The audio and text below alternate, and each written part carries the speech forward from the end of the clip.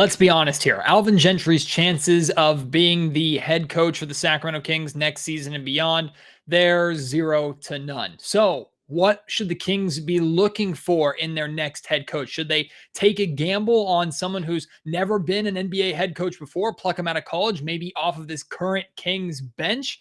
Or do they go and get a guy that has a proven track record in the NBA? To talk about this and so many other things, I'm going to be joined by Jason Ross, the former host of the Locked On Kings podcast, Sports 1140 KHTK radio host, and one of the many great, amazing people that works on the Sacramento Kings radio broadcast team. It's all on today's episode of the Locked On Kings podcast. You are Locked On Kings, your daily Sacramento Kings podcast, part of the Locked On Podcast Network, your team every day. And now, ladies and gentlemen, it is that time for another episode of Locked On Kings. Hello and welcome into Locked On Kings, your podcast hub for Sacramento Kings coverage all regular season and all offseason. If you're looking for in-depth analysis, game-by-game breakdowns, highlights, interviews with local and national experts, full coverage of your Sacramento Kings from January through December, this is the place for you, part of the Locked On Podcast Network. My name is Matt George. I have the privilege and pleasure of being your host here. I've been covering the Sacramento Kings now for 8 seasons, of course, all of them losing seasons. I currently work for ABC 10 News in Sacramento, but I used to work daily alongside Jason Ross. He actually is the original Locked On Kings host when the Locked On Network was just a baby, just starting to form, and the Locked On Kings podcast was born. It was Jason Ross's that he got this thing off the ground, and then he passed me the torch, and I've been able to take it for the last a little over 5 years that I've been doing this. So I'll always thank him for starting this and for allowing me to take it on. But Jay Ross is a close friend of mine, a brilliant Kings mind, has been around this organization a long, long time. You're going to hear in our conversation towards the end, he was sitting courtside on the radio broadcast team the last time the Kings actually made the playoffs. There's so much great stuff in here. We cover a ton of things. Of course, like I mentioned in the introduction, going to spend some time talking about the search for the next Kings head coach, whether or not like Doug Christie on the Kings bench is a legitimate candidate or not, whether or not the Kings should be targeting someone with a proven track record like a Kenny Atkinson, or maybe going and taking a risk on a college coach who's never been on an NBA bench before and had if the Kings should try that route.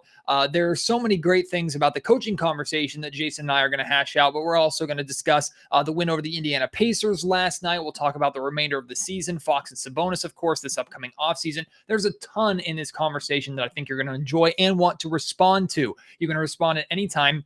At Matt George Sack on Twitter is how you want to reach me, or how you can reach me. You can also reach Jason Ross at Jason Ross 1140. You can email me, mattgeorgesports@gmail.com. And of course, if you're watching on YouTube, get loose in the comment section as you always do. I love to read those comments and try to respond to as many as I can. But without any further ado, here is my conversation with the former host of Locked On Kings and my good friend, Jason Ross. Welcome back to Locked On Kings. Jason Ross, former host of the Locked On Kings podcast, now joining me here for the first time technically this season, Jay Ross. The last time we talked was right before the season started. I think definitely one of us was a lot more optimistic about this Kings team than they should have been at that point in time. Maybe something about the Kings would go on like a 9-game win streak or something like that. I don't know.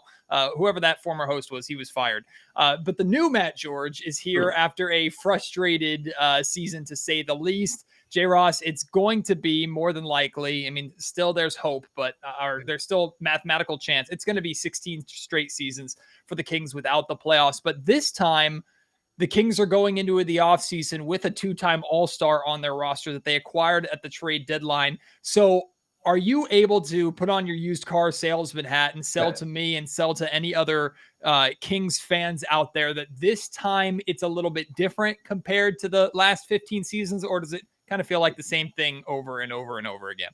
I think I have to do that for myself. When you were calling out yourself, I thought you were calling me out, because I thought, honestly, Matt, I was more wrong about this team than any team I've been wrong about in the past. I wasn't even worried about the playoffs. I'm like, they're making it. They're not even going to have to be in the play-in. I thought they'd be a top 6 seed. So, yeah, I was way off. So I think I need to put the used car salesman hat on for myself to try to convince myself. We're down right now in Mesa, and I just talked to Tony Kemp of the A's, your favorite team. Great guy, but he was like, he realized we're from Sac, and he goes, yeah, what's going on? What's wrong? And then I said, yeah, they're about to break the record for 16 straight years of not making the playoffs. He's like, why? And it was like, you know what? Good question. Why? But here we are again, Matt. Like, I mean, mathematically, yes, you're right, but they're not making it. And so when we look at the last 16 years, there's a lot of consistencies. One of the major things that I've talked about a lot here has been something that I know we've discussed before, and it's a conversation that's been brought up many times. It's culture, right? A losing culture here in Sacramento that just transcends players, coaches, even ownership, front offices. I mean, it just in so many ways, this Kings team can't get out of their way. And I said this Kings team before the trade, this Kings group was my least favorite Kings group of all time, that not only that I've ever had to cover, but that I've ever watched in my time following the Sacramento Kings, just because they should have been so much better than what they were. And they played such a frustratingly bad style of basketball and fell into the same mistakes so often that culture makes me think it's the only possible thing to blame at this point. But I also don't know how you fix it other than at this point, it feels like the Kings just kind of have to stumble into a good luck push and stretch, kind of like they did. Well, they didn't really stumble into it, but we never saw the teams of the late 90s and early 2000s coming. They just kind of happen. I feel like that's what has to happen for this Kings team to end this culture. I don't see any other way out of it. And I think if it does change, we'll come up with something. We'll point to something. I think about Phoenix, right? Everybody points to the bubble when they won the 8 games. That started it. Well, maybe that's our reference point. Did it also help that they got Chris Paul? Probably. And their players developed. Yes, all of it in totality. And now here they're going to be a 60-plus win, number 1 seed in the West. So we'll find something if it does turn around. Maybe it is the Sabonis trade. But I'm with you. I think it was as frustrating of a group. And the other thing I found interesting, because you could argue the merits of losing the remaining games to increase your lottery position. My thought on that is if they had, I know they beat the Pacers the other night, but if they lost out, that would be one of the worst losing streaks in the history of the Kings. And it also would have been the 4th worst record ever. This group, like that's hard to imagine. That it reminds me a little bit of the Giants. Like last year, the Giants on the other side won 107 games. Like that's the best team in the history of the San Francisco Giants. It just seemed weird. This would have been one of the worst teams in Kings history if they had ended up losing the remaining games. You know, I'm really glad you brought up the bubble Suns going 8-0 during that stretch and how that changed things for them, because I've had constant conversations, and myself personally, I've been back and forth on this, but this has been a major discussion on Locked On Kings really over the last month, is what is better for the Kings? Like it's the logical strategic argument of, yeah, the Kings would probably help themselves out the most by securing the best draft lottery odds that they could to try and add another piece to this Fox Sabonis core this offseason. And then kind of the emotional argument is, we've been down that road so many times over the last 15, 16 seasons. What if this Kings team just tried to win, started winning games, and what could that do towards the momentum, towards the culture? What could that do to get this team maybe a head start towards next season, where there's definitely going to be significant expectations? Like when I see a win like we saw against the Pacers last night, I understand that it puts the Kings now back in the best odds for the 6th spot, and the Pacers take the 5th spot back from the Kings, and some people are frustrated by that. But for the Kings to beat the Pacers without Fox and Sabonis, but to do it off the back of a game that Davion Mitchell had, the last 2 games that Davion Mitchell has had, to me that shows, okay, this is a player who we expect to be around long-term, who's going to have an important role in the Kings next season, we believe, who is stepping up when it matters. To me, that's growth. That's on the court, tangible evidence that I would rather see than better odds in ping pong balls. Yeah. I mean, because again, I think if you could guarantee me, which we know you can't, that like if they had lost, if you guaranteed to me that because they lost, they would get a top 4 pick, then I'd say it was a bad win. But you can't. We can't. Maybe winning puts them in maybe that's the number that gets them to the lottery. We just don't know. And I think to your point, the best part about the last couple games is Davion Mitchell had a great game against the Suns and then backs it up with a great game against Indiana as kind of the lead guard, the featured player. And you got to feel he's a big part of what they're going to do going forward. So if he's starting to play well like this, that's the kind of thing that can give you hope. Domantas Sabonis, thank goodness, just has a knee bruise. It was scary at the moment, but thankfully was able to walk off the floor on his own power, even tried to play through it. And then De'Aaron Fox has missed now 3 straight games, I believe, with his hand injury. Jason, is it in the best interest of the Sacramento Kings, you think, to shut those 2 down to protect them and also boost your draft lottery odd possibility? Or if they're cleared to go, would you prefer to see them play a few more games together before the season is said and done?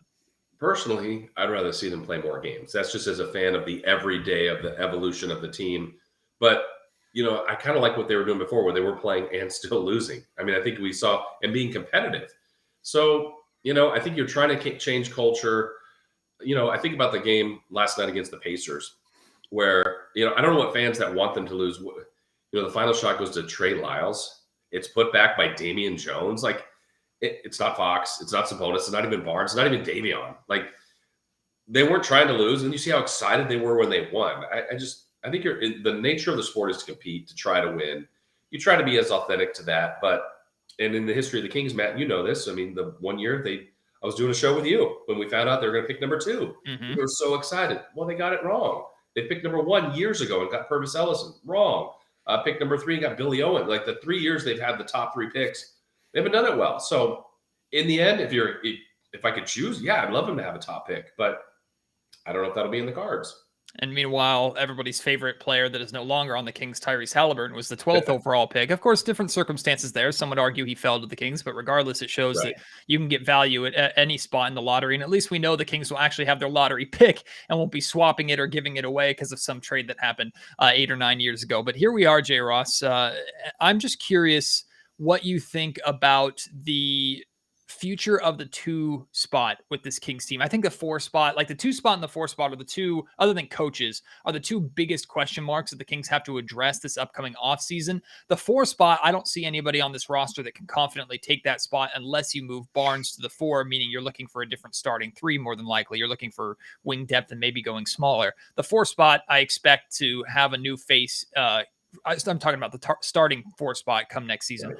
The 2 spot, I could make an argument that the Kings need to go out and get a guy. I could also make an argument for DiVincenzo. I could make an argument for Davion Mitchell based off how he's playing lately. Justin Holiday's been in that spot. I'm not the biggest fan of it. Like, do you think that starting 2 spot next season is on this team and kind of a extra part to that? If so, are the Kings better because of that? I don't know the answer to the first question. I think that potentially, yes. I think potentially it's Mitchell, potentially it's DiVincenzo. But also, if you could upgrade, you do it. And I don't know how you do that. That's via the draft, or if they're, when they were looking to trade, we all believe they're also looking to trade De'Aaron Fox. What kind of information did Monty gather then? And he ultimately didn't trade Fox, but, was one of the teams he was talking to, giving him some intriguing information on a 2 maybe, or someone else that could come in. So I don't know where they're going to go. I think they got some options. I was going to ask you, kind of flip it on you. You think they're better off? I do, but you think they're better off leaving Sabonis at 5 and trying to find a 4, or put Sabonis at 4 and trying to find that 5? The only reason why I hesitate with Sabonis at 4 and trying to find like a rim protecting floor spacing 5 is because the Pacers had that with Miles Turner for a while, and it just didn't seem to work. The conversations that I had with like Tony East, who's the host of Locked On Pacers, and a couple other people in Pacers land, like they just told me it should work, but it just kind of didn't. So if the Kings could find, and especially with how much this team lacks general wing depth, if the Kings could try and find more of a wing type 4 who doesn't need to score around the rim, but who can, but is that 3-and-D type player, like that's the best case scenario. I don't know if that's in the draft. I don't know if that's in free agency. If it is in free agency, there's 29 other teams that also want that guy because they're not easy to find. So like there's like a best case scenario where you keep Sabonis at the 5 and try and find that 4. But in reality, whether it's a 4, whether it's a 5, you need to find a big, in my opinion, who protects the rim, who is consistent on defense, who can help improve this team's defense, and then who spaces the floor and can knock down an outside shot enough that you have to respect it. Like those are just 3 boxes to me that you have to check. Yeah, makes sense. But with the 2 guard spot, like when Donte DiVincenzo started, he only started 1 game with Justin Holiday out. Like I was extremely impressed with DiVincenzo, and he's had minutes, he's had stretches. He's a really good rebounder for a guard. In catch and shoot, his catch and shoot 3-point percentage is significantly better than his shooting off the dribble. And we all want his 3-point shooting to get better. Defensively, we know what he provides on a nightly basis. Like out of the 3 that I listed, him, Mitchell, and Holiday, I would give the edge to DiVincenzo to be that starting 2. Of course, assuming the Kings manage to re-sign him as he's a restricted free agent this offseason. But I also I can listen to the whispers in my head that say, if Donte DiVincenzo is your starting 2 guard next season, how much better of a basketball team are you? Like I don't know where I'm at there. Yeah, I think then it's all contingent on what else is around him. I mean, that's a spot where, where is the upgrade at 4, like you're talking about? What else have you added to the team? And then I still think one of the biggest outliers here is there's going to be a new coach. So who's that? I mean, who is the one that's got a new plan? Like, I wouldn't be surprised if the coach now has an offense that's through the high post, through DeMontis Sabonis, but still trying to maximize what you have in De'Aaron Fox. So I feel like they could look a lot differently offensively next year. Today's Locked On Kings podcast is brought to you by Truebill. This is an app that you absolutely need to have in 2022. Do you know why free trials renew without your consent? It's a business scam to get your money out of you really without you knowing. Don't let greedy corporations pocket your money. Download Truebill to take control of your subscriptions today. I have so many subscription services, and to be honest, you might say, hey, if you're an adult and you have all these subscription services, you should do a better job yourself of keeping your eye on your subscriptions, making sure you're managing them, and knowing where your money's going. I get that. But with the amount of subscription services today, unlike a couple of years ago, sometimes it's easy to forget one or two that you don't realize you're paying for unless you go deep into your bank statements every single month. Truebill removes all that hassle for you. It's the app that helps you identify and stop paying for subscriptions that you don't need, want, or simply forgot about. On average, people save up to $720 a year just by using Truebill. Companies make subscriptions hard to cancel. Truebill makes it incredibly simple. All you do is link your accounts. Truebill will cancel your unwanted subscriptions in one tap. That's it. They do all the hard work for you. Truebill has over 2 million users and has helped save them over $100 million. Don't fall for subscription scams. Start canceling today at truebill.com/lockedonnba. Go right now. Truebill.com/lockedonnba. It could save you thousands of dollars a year. I'll admit it, when the NBA Top Shot craze got going a little over a year ago, I stayed away. NFTs and like I was never even a trading card collector as a kid, so I wasn't too interested in it. I had skepticism about it. It just wasn't necessarily my thing. But then I started giving it a try. And this was before Top Shot became a sponsor of the Locked On Kings podcast. And I started to understand where the addiction comes from. Of course, you can make money off of Top Shot, but that's not really what it's about. It's about collecting and getting engaged with a community, getting a lot of cool moments that you can be a part of. Of course, they have a connection or a partnership with the NBA. So these are all NBA backed and certified moments. And of course, I'm building my collection still to this day. It's pretty small, but I'll share with you the 3 Kings moments that I have here. A moment is like a digital trading card. The 3 Kings moments that I have a Bonzi Wells dunk. You remember Bonzi Wells from April 30th, 2006. I have Harrison Barnes' game winner 3-pointer against the Cleveland Cavaliers last season. You know, that full court pass, fall away corner 3 that he hit. I have that one. And I have a Davion Mitchell handles from this season, January 12th, 2022. So those are my Kings moments. I'm building other moments as well. And you can too on Top Shot. It's extremely user-friendly. And what's awesome is pack opening is one of the coolest things about this. They, of course, have the wonderful marketplace where you can go and seek out the moments that you want to buy and buy them right there. Plus, they have these fun challenges for you to do in addition to just card collecting that'll actually get you more packs. But packs are really popular, and sometimes it's a long wait for you to get a pack, and you're not even guaranteed to get one. When you start on Top Shot, you sign up, you will get access to starter packs and guaranteed a pack that everybody else who's looking for them, they do not have access to. So make sure you sign up on Top Shot right now. Make sure you get your starter pack and let me know what you pack in there, because you can get some things worth some pretty pennies. And you can also lock up some incredible legendary collection moments that thousands, maybe millions around the world will be jealous that you have. NBA Top Shot is the future of being an NBA fan. Own officially licensed rare NFTs of the greatest moments from NBA history. Sign up today at lockedon.nbatopshot.com. Yeah, in regards to coaching, like, I don't think it's unfair to say that Alvin Gentry has no shot at this point. And I felt like the only shot that Gentry really had was if this team made a surprise playoff run. And even then, they might have to win a playoff series for Gentry to be able to keep his job. The writing's been on the wall in that sense for a while.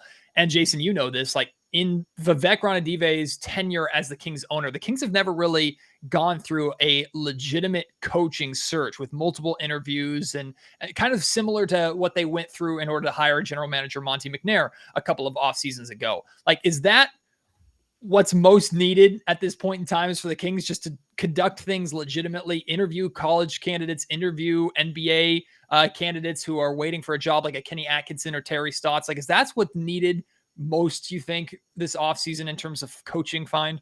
Yeah, because I mean, my own personal opinion, Matt, I would not have fired Luke Walton unless you fired him before the season. Because once you fired him during the season, your pool of coaches was on the Kings bench. And that's not a fault at Alvin or Doug or Lindsey Harding or whoever you're potentially going to pick. But that's a much smaller pool than if you announce after the season that Alvin Gentry's not coming back. You probably are hopefully going to look at 10, 15, 20 people to potentially be coach of the team. And who interviews? What's your knowledge? What kind of system do you want to run? Where do you want to go? What does Monty want? So I think there's a lot of moving parts there that are intriguing to me. And another thing the Kings have to get right.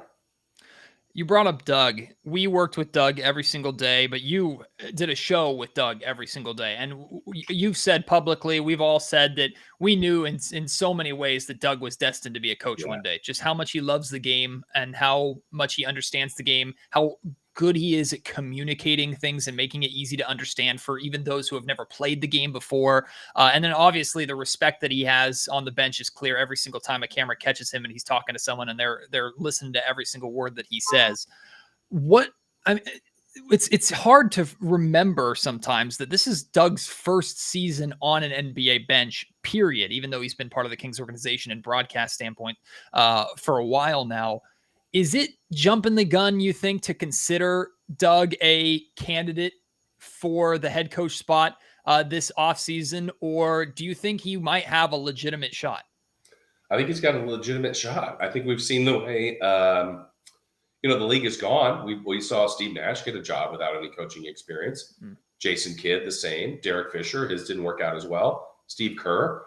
So, I mean, Doug clearly knows the game. You know that, Matt. I think the irony is, and Doug would never say this if he's hired by the Kings, but I personally, just a little bit of knowing that I think he would be one of the few that I think would want to start like brand new, like with a team maybe that has zero, like he's the day one guy.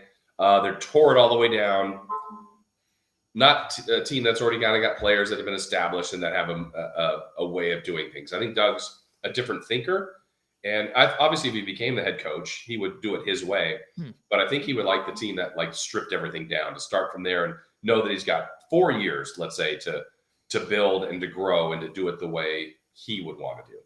Yeah, the Doug friend side of me is like, I almost feel like he might be being set up to fail in that situation, trying to take a team that has struggled for so long and be the difference maker. But then again, we know Doug does things differently, and that might be exactly what the Kings need. Choosing someone who does have the reputation in Sacramento, reputation around the league, but who is new to this, taking kind of a risk down that path instead of going for maybe a more proven name like a Kenny Atkinson, who's known for developing young teams and who has had success in his time in the NBA. I just wonder if maybe the Kings going a different route, trying something different, or even pulling someone out of college that has no NBA experience, trying new instead of someone who's proven. I wonder if that is the better route to go, even if there is more risk to it, maybe. Yeah. I mean, at this point, the Kings have tried just about everything over the years and nothing's worked. So they'll probably, they'll get ripped for whoever they pick. And then until we start seeing results, that person's not going to probably be approved until the results start to show. How much weight do you put into what De'Aaron Fox has done since Tyrese Halliburton was traded? Because he looks like he's back to the Fox that we all expected to be, the Fox that got him that big max contract, and the Fox that was winning player of the week multiple times last season. And I always preface this by saying I shouldn't have to, but it's necessary. It's not that Tyrese Halliburton was holding Fox back in any way. It just feels like Fox is now able to play more free and more confident and more comfortable now that he is that primary ball handling scorer. I still think maybe eventually Fox and Halliburton could have worked. It obviously didn't this season. How much weight are you putting into what Fox is doing, at least before the injury that he suffered? Yeah, I think what it did, the primary thing is the ball's back in his hands. And that's where De'Aaron's superpower is. I don't blame the organization for putting the ball in Tyrese's hands, though, as well. I mean, how gifted is he? So they never quite got the exact strength of each guy. And I think by trading Sabonis or for Sabonis for Halliburton, they've sped it up, because I think if they just finished the season without that trade, they're probably roughly in the same record. But we would have been going, man, you've got, and even if you added DiVincenzo, you've got DiVincenzo, Terrence Davis, Mitchell, Fox, Halliburton, good guards, but it's not working. So I think they would have spent this offseason maybe trying to shop Fox or Halliburton. So I think they sped up the process. I think we all think highly of Tyrese. Ball's back in De'Aaron's hands more, and you've got a big that you can really rely on going forward. So I think the trade made a lot of sense. It was kind of came out of nowhere as far as Halliburton being involved. But, I mean, to Halliburton's credit, Matt, I mean, it's pretty rare to get an all-star for someone that's never been one. Like, that just doesn't happen. So that's a testament to what people think Halliburton can be. Absolutely. I agree 100%. That's exactly what I said. To me, it was clear that Halliburton had more trade value than De'Aaron Fox, period. And it makes a ton more sense for a team like Indiana, who's rebuilding, to take someone who's young, who has tremendous upside, who they'll have control over probably for the next 5 to 7 years, versus a max contract player with question marks, even if maybe Fox is better than, well, he is better than Halliburton right now. Who knows how long that's going to hold out. But Harrison Barnes has been brought up in trade conversations for the last 2 seasons. He will be brought up again here this offseason. There will be question marks about his long-term fit with the Kings this offseason. He's going into the final year of his contract, so a contract year next season. Hard to believe we're already here, since it was Vlade who offered Barnes that big contract 3 years ago now. But I've been frustrated a little bit with HB recently, and it's because of he's adopted some of that Tyrese Halliburton not shooting the basketball when he has good looks. Like I've seen, especially with Fox out and with Sabonis out, like HB only shooting 8 to 10 field goal attempts per game, only shooting 2 to 4 3-pointers a game, when he is now the team's best 3-point shooter, shooting over 40% from 3-point range. That makes no sense to me. Like, the Kings need HB to be aggressive, especially if he's considered the third best player on this team. And if he is going to be the third best player on this team next season, with even more expectations on this team's shoulders, he has to step up more. We've seen big games out of HB. We've seen him recently score 20 points because he got to the line 12 to 15 times. That's fantastic. I feel like I need more out of Harrison. Am I asking for too much? No, because you know he can do it. You've seen it. That's been the problem. And I think we're all there with him. I'm glad they kept him for a couple reasons. One, such a pro. He fills that starting role. And think about it, a couple years ago, I think we were talking about, like, oh, Boston's looking at him, like Romeo Langford and a pick for, like, I'm just glad they've hung on to him. If they are going to deal him, I think they'll get more than back then. He's been a great pro. If the frustration is he's not shooting enough, which I'm with you, on the list of things, that's not terrible, but especially here late in the year. But I think by and large, he's had a good season. He's been a big part of. I know they haven't won enough games, but when they were playing earlier, he was having a really good year. So I have no problem if they kept him, though, if they wanted to go forward with Harrison Barnes. But if you can move him for something that you think is an upgrade, go for it. Yeah, I'm with you. My thing has always been, though, if you don't think that he's capable of being the third best player on a playoff team, all right, I'll listen to that. And you want to point to the numbers and how he's played recently, again, I'll listen to that. My thing is, though, he historically plays a position. He's a wing on a team that has a horrible time of filling that spot when they move on from wings. I mean, with the exception of Ron Artest and Rudy Gay, like, this team has been an absolute desert when it comes to wings over this playoff drought. So if you're trading Harrison Barnes, you're trading for someone essentially at his position. Like, I can't imagine the Kings trading away HB and then getting worse at that wing spot when we know how important it is to the modern NBA. And unless you're getting younger, you're not just trading HB for equal talent value, but I just don't see that happening. Unless you're trying to trade HB and maybe your draft pick to bring in a better wing who we know is better than Harrison Barnes. And that, to me, is maybe wishful thinking at this point. So my overall thought is, if you're trading Harrison Barnes, you have to improve at that position. And I don't know how likely that is unless you're attaching more to that pie. Right. It would have to be an upgrade, because he is, like we said, there's more positives with him, right? So it has to be an upgrade. Finding an upgrade, it's out there, but what are you giving up to get him? Overall, I mean, there's so many questions about this offseason, but one thing that's for sure set in stone for me, even more than this season, is when you have, assuming De'Aaron Fox is still here, assuming Domantas Sabonis is still here, which no reason why to expect otherwise. If you're starting next season, an 82 game season with Fox and Sabonis as your core, like there can't be any question marks about whether or not this team is going to make the playoffs or not. Like the expectation has to be 100% this team needs to make the playoffs. I'd rather them not make it through the play-in, but it doesn't matter. As long as they get to the postseason, this team has to be a postseason team with Fox and Sabonis as their core. Of course, McNair has some work to do to surround them with pieces that optimize that goal. Is that fair? Like, does this team have to be a playoff team next season in your mind? Especially if they publicly came out and said that was their goal this year. So they're going to fall short of that. You've made a bold move to get I think everybody would agree that Sabonis is a better player today. And he might, I don't know, long-term we'll see.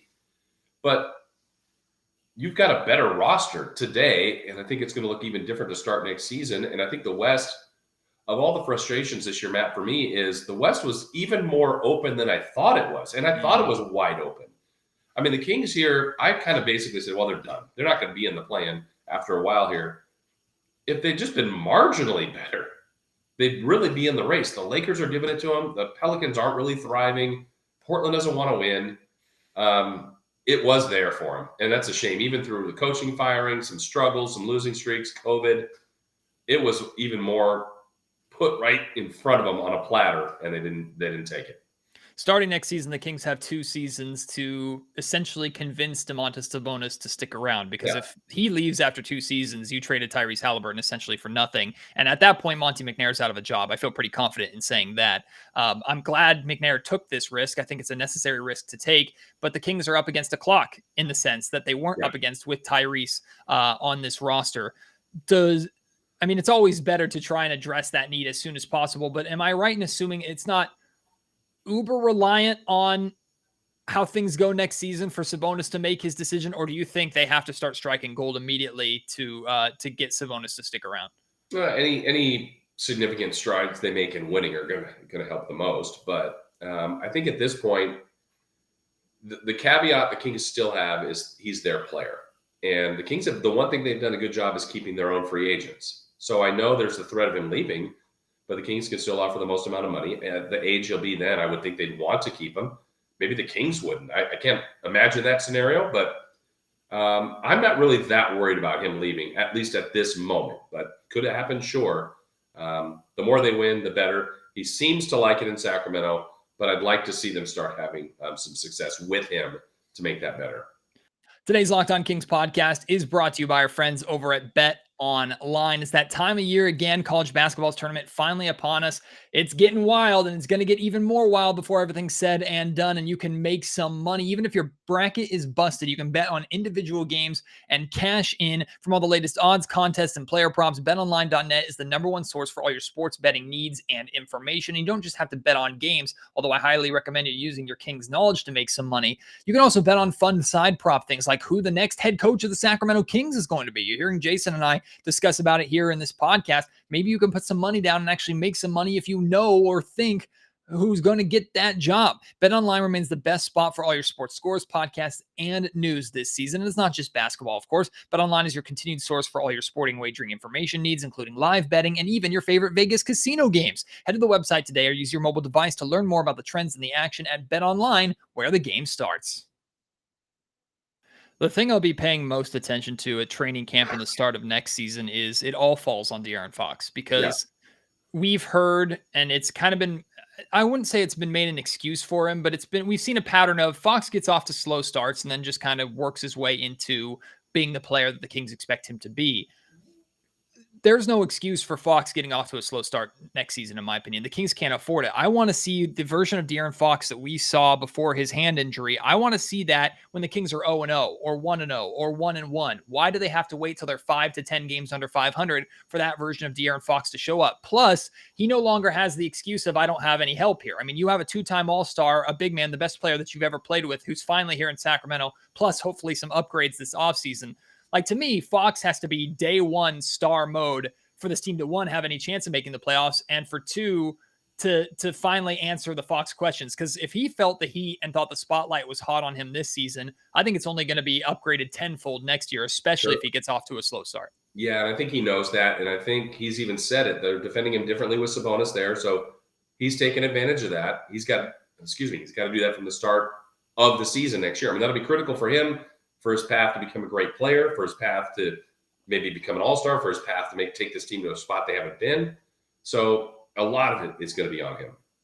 Before we wrap up, J. Ross, looking at this upcoming schedule, Kings win their first of this 5-game road trip. The most likely loss during this road trip is their game against the Miami Heat. But other than that, you got 2 meetings with the Rockets, 1 meeting with the Magic. Both of those teams are not trying to win right now, to say the absolute least. They're in a tanking battle, a 3-team tanking battle, those two, and the Detroit Pistons you could put in there as well.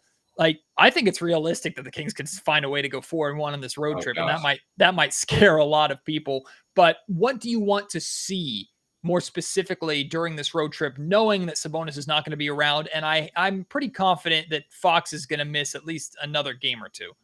Mitchell and DiVincenzo, that's it. Like, to me, Metu had a career high game. That was great to see. I don't know that he's a long-term piece here. It's Mitchell and DiVincenzo's growth. Really, Mitchell primarily. That's it. That's for me. It was nice to see Damian Jones get a game winner. But, I mean, if we think about next year, who's going to be the meat of the team, it's guys like Mitchell, DiVincenzo, of course, with Fox and Sabonis. But to me, those are the only 2 guys not worth watching. That's unfair to say, but to really critique to see if, okay, they have true value going forward. Well, J. Ross, we've nearly made it through another losing season. And the last time you watched a winning season, the last time you watched a playoff game, you were sitting courtside, I believe, inside of Arco Arena. And speaking of which, Arco just had a really cool event this past weekend. And I saw pictures of you and Carmichael Dave doing radio from it. There was some kind of ceremony before they started letting fans in to see it. I unfortunately was not able to make it out. I was planning to, but could not. Really heartbroken by that because I love and adore that building. But what was that like, being in that building one more time? The dim lights, the memories. I would have been an absolute choked up mess. What was it like for you? I didn't think I would be. I remember thinking, well, we said our goodbyes. I really enjoyed the final game there when they brought all the players back. And I thought that was one of my favorite memories in that building. So I'd seen it driving to the airport and other things, but I hadn't really gone down the roads. And the second I started to, Matt, I was like, whoa. It just all kind of was like a flood of emotions coming back. And it just reminds me of going maybe to my first house I grew up in. And it just takes you to a place. And yeah, there's a lot of pain in that building, but there's more great memories. And it's the people and, whether it's concerts, graduations, Monarchs, Kings, Sacramento Knights, the Sac Attack, Arena Football. There's just so much stuff in there. And you realize, I went to shoot-arounds, practices, press conferences, spent a lot of my life there. And so, yeah, I think it's overall for the better. We got an incredible building now, but it was a much better day than I thought. I was like, yeah, it's cool what the Kings are doing, but I don't really know what this is going to be like, but it really hit me more than I thought it would. It's crazy that there are kids driving now that were not born during the glory days in that building, and you'd have to explain to them what the energy and what the atmosphere was like in that building and how the fans were so loud because they were just so on top of you. And you got to even experience that. Can you share a little bit about that? I mean, sitting courtside, you're not on the floor itself, but you got the sea of fans behind you, in front of you, all around you. You can feel that volume that would crash down on top of you. What was that like, even with a headset on? The good example, the good word is feel. Like you could sometimes you could sense someone's behind you, and when the games are going and people are standing up and they're really into it, like they'd be on the back of your chair, so they'd hit it, and not with intent like to be mean or whatever, but just they were so excited. You're like, this is incredible. I mean, there were so many great memories in there, and that's the best version of the Kings. And the best part about that too is, I mean, I'm mad. I honestly felt they're going to win every game in that building, and they obviously didn't. But why would I go into, especially when they're winning 50, 55, 60 games? Who's going to beat them in there? People did, but I would never go, Kings are losing tonight. I always felt they were going to win every night in that building, which was pretty cool.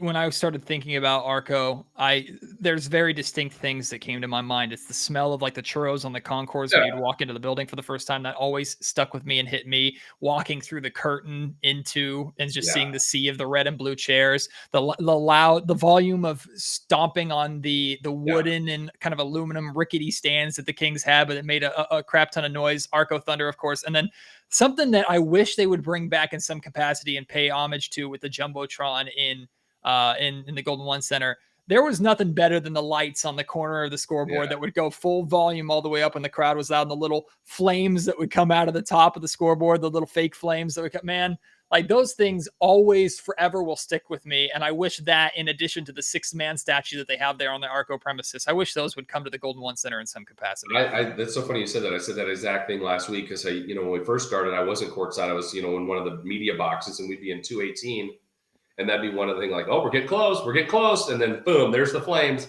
and so I couldn't really see that as well down low. But yeah, I used to love that too. I don't know what it was about that, but that was really cool to see. It was special. It was unique. They had the old Kings logo that would light up and go crazy with the volume. Man, it was just a special place for so many reasons. But J. Ross, I don't know about you. I have daydreamed, and we've even gotten kind of small moments, and not too much this season. Although since the Sabonis trade, we got some fun a little bit. But even with Scott Freshour pumping up crowds before the fourth quarter, like we have not seen a super loud, jam-packed Golden One Center for quite a while. And I know that building is significantly more open than Arco Arena was, but I've heard that place get pretty loud as it is.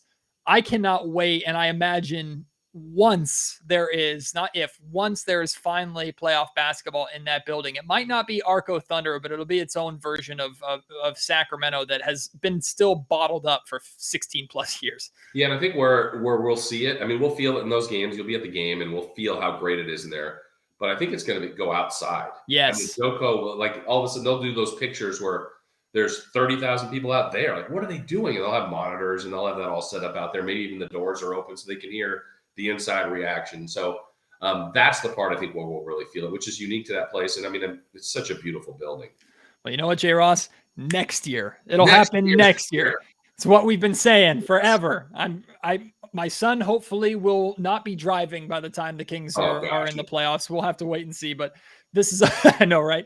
This is always a blast to have you on. I'm sorry it's taken so long. You're just such a busy guy there in Mesa, Arizona, covering my Oakland A's for spring training, which I normally around this time I get super excited about A's baseball. I'm having a rough time with it right now. So maybe the A's can come around for me a little bit more, but I am looking forward in some capacity to how the Kings wrap up the season. And it feels like we say it every single year, right? But this offseason feels like one of the most important in Kings history. So we'll just kind of have to twiddle our thumbs, stand by. And it feels like we're going to have a lot to talk about even during the dull summer months. Yeah, that's the beauty of basketball now. It's really become a 12-month thing, maybe 11 months, but there's either games, coaching moves, and the Kings will be doing that. Draft pick, free agency. It'll be busy. I appreciate you so much, J. Ross. Thank you for coming on. We'll do it again, hopefully during the offseason after the Kings have done something. Safe flight home from Mesa, and I'll talk to you very soon. I might be bringing this thing back with me. What do you think of this thing back here? I like it. Audio listeners, he's got like this. Are you in like a hotel, an Airbnb? No, we're in an Airbnb. Airbnb. It's like this really nicely woven, knitted piece that my wife would adore. So bring it back and give it to my wife because she'll put it up somewhere in our house for sure. It's always a pleasure having J. Ross here on the Locked On Kings podcast. I hope you enjoyed that as much as I did. And for those of you who have been listening since Jason Ross was the host, one, thank you for sticking around. I really appreciate it. Number two is you know how great of a guy he is. You know how plugged in he is. And I know you enjoy him coming back here on Locked On Kings. We won't wait a full season to have him on again. We'll do something again during this offseason, especially if it's as wild and busy and significant as we expect it to be. Appreciate you listening to today's Locked On Kings podcast as always. Can't wait to have you join me on the next episode. Until then, my name is Matt George. You have been listening to Locked On Kings, part of the Locked On Podcast Network.